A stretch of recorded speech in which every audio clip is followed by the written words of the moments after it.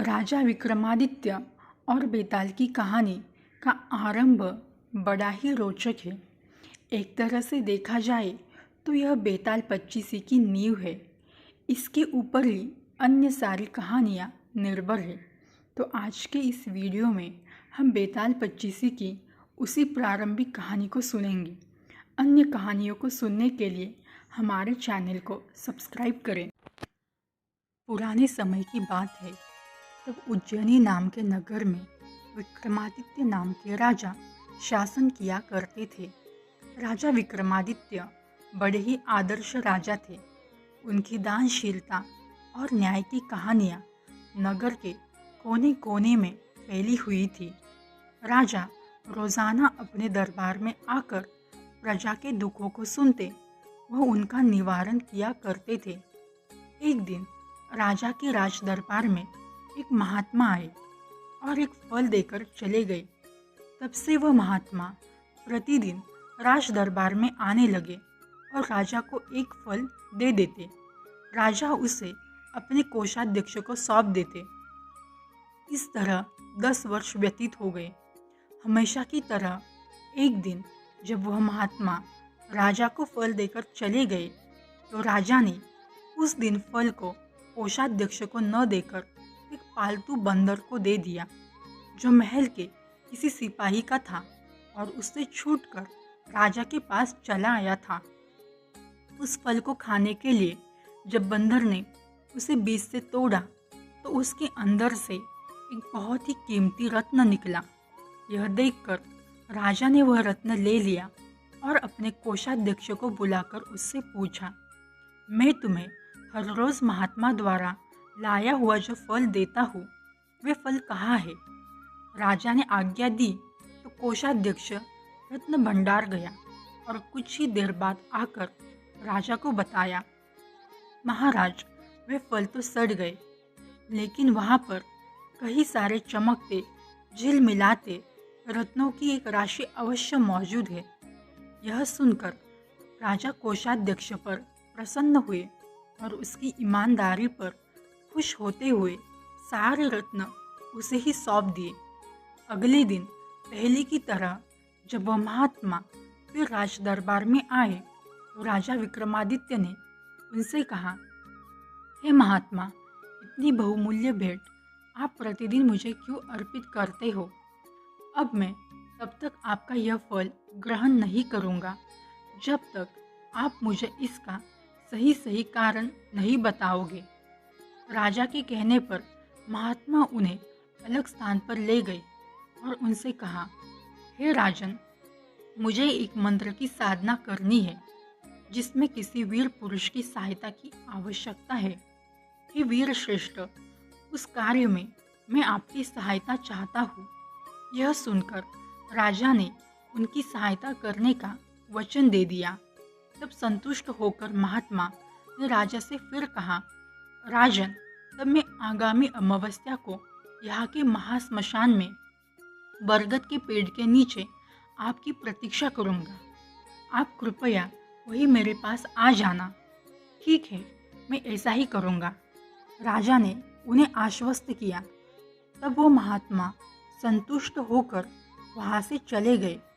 जब अमावस्या आई तो राजा को महात्मा को दिए अपने वचन का स्मरण हो आया और वह पीले कपड़े पहन तथा हाथ में तलवार लेकर गुप्त रूप से राजधानी से निकल पड़े।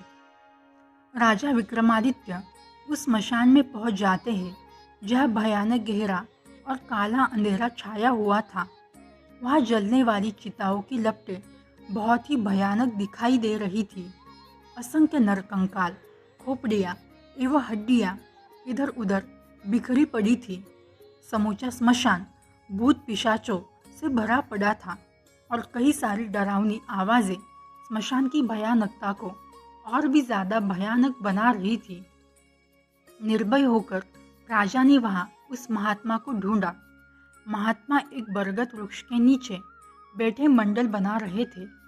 राजा ने उनके निकट जाकर पूछा, महात्मा, मैं आ गया हूँ, बताइए मुझे क्या करना होगा?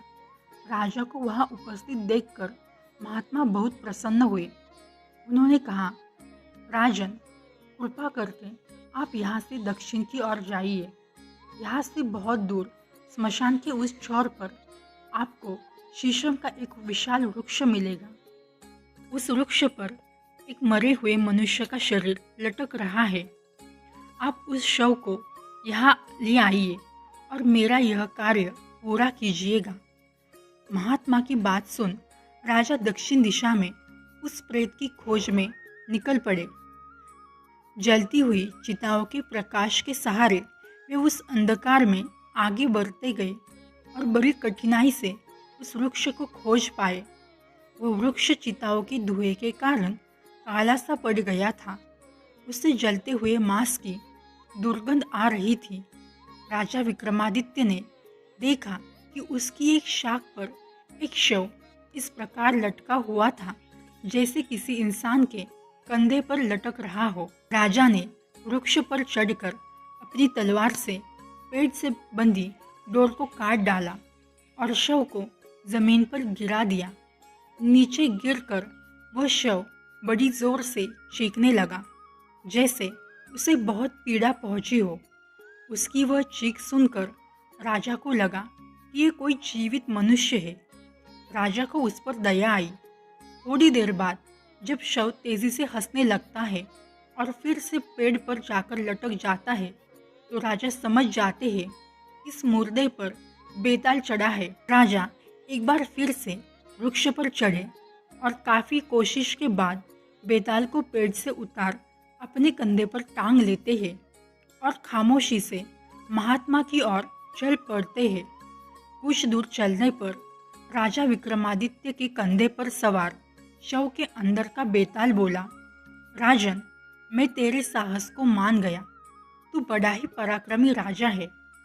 मुझे ले जाने के लिए तुम्हें बहुत परिश्रम करना पड़ रहा है। तुम्हारे कष्टों को दूर करने एवं समय बिताने के लिए मैं तुम्हें एक कहानी सुनाना चाहता हूँ, लेकिन मेरी एक शर्त है कि पूरे रास्ते में तू कुछ भी नहीं बोलेगा। यदि तुमने कुछ भी बोला तो मैं तुम्हारी पकड़ से छूटकर पुनः अपने स्थान को लौट जाऊंगा। राजा हाँ में सिर हिलाकर बेताल की बात मान लेता है। तो यह थी विस्तार से राजा विक्रम, महात्मा और बेताल की आरंभिक कहानी। यहीं से शुरू होता है बेताल 25 की 25 कहानियों का सफ़र, जो बेताल एक एक करके राजा विक्रमादित्य को सुनाता है। अगर आप आगे की कहानियाँ सुनना चाहते हैं तो हमारे चैनल को ज़रूर सब्सक्राइब कीजिएगा। धन्यवाद।